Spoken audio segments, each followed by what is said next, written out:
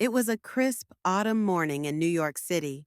The sky was a canvas of soft blues and gentle clouds as Melania Trump made her way into an upscale boutique on Madison Avenue. The First Lady, known for her elegant style and reserved demeanor, was quietly browsing racks of designer dresses.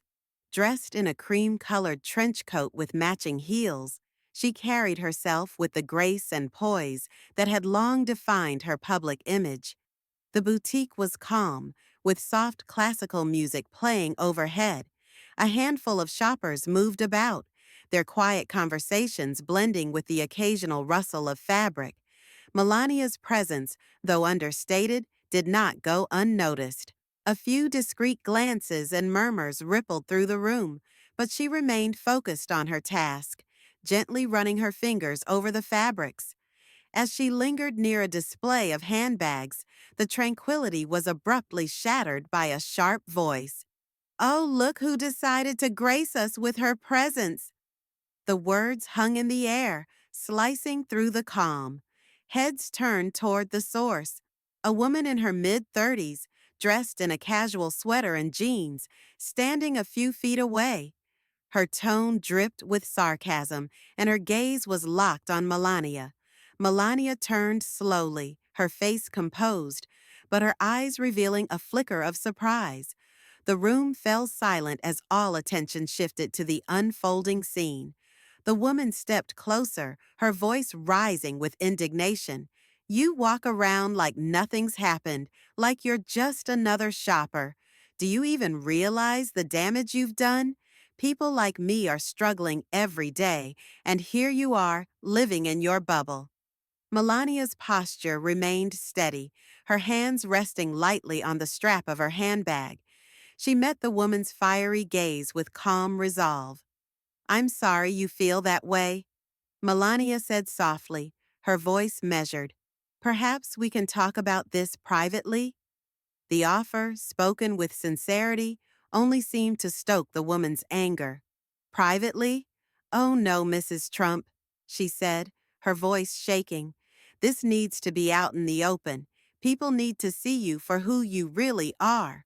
The boutique's staff hesitated, unsure whether to intervene. Shoppers edged closer, their curiosity outweighing their discomfort. Some discreetly pulled out their phones, recording the escalating confrontation. Melania took a small step forward, her gaze unwavering. "I hear your frustration," she said. "Please, tell me what you'd like me to understand." The woman crossed her arms, her voice breaking slightly as she continued. "You've had everything handed to you. People like me, we're just trying to survive. And you represent everything we've lost." The tension in the room was palpable. The crowd watched, torn between sympathy for the woman's raw emotion and admiration for Melania's composure. Just as the confrontation seemed ready to boil over, an elderly woman's voice rang out from the corner of the room. "That's enough," she said firmly, stepping forward. The older woman, dressed in a simple wool coat, carried herself with quiet authority. Her silver hair was neatly pinned back, and her sharp eyes scanned the scene. The younger woman turned toward her, startled.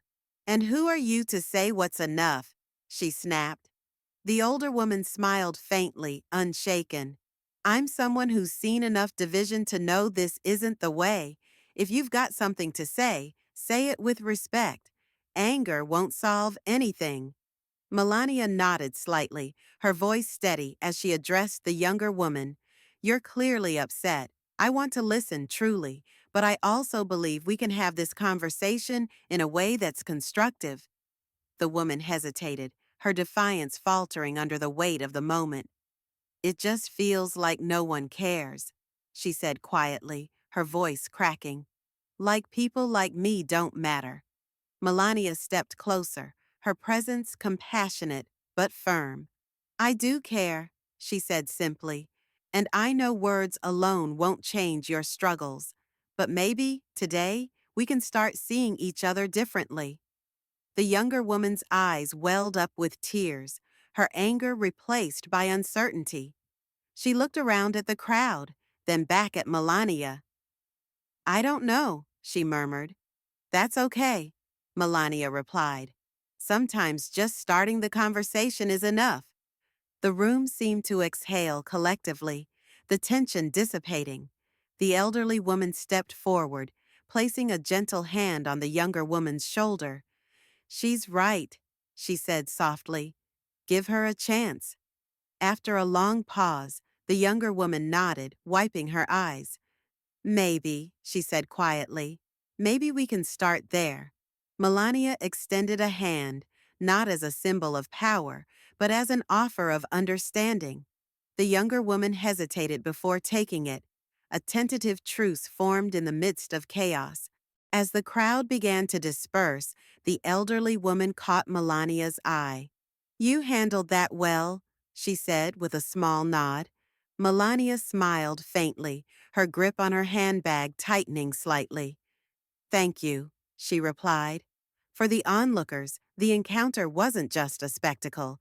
It was a reminder of the power of empathy and the strength it takes to remain calm in the face of confrontation. As Melania turned back to the display of handbags, she knew the moment would linger in the minds of those who had witnessed it. A lesson in grace under fire.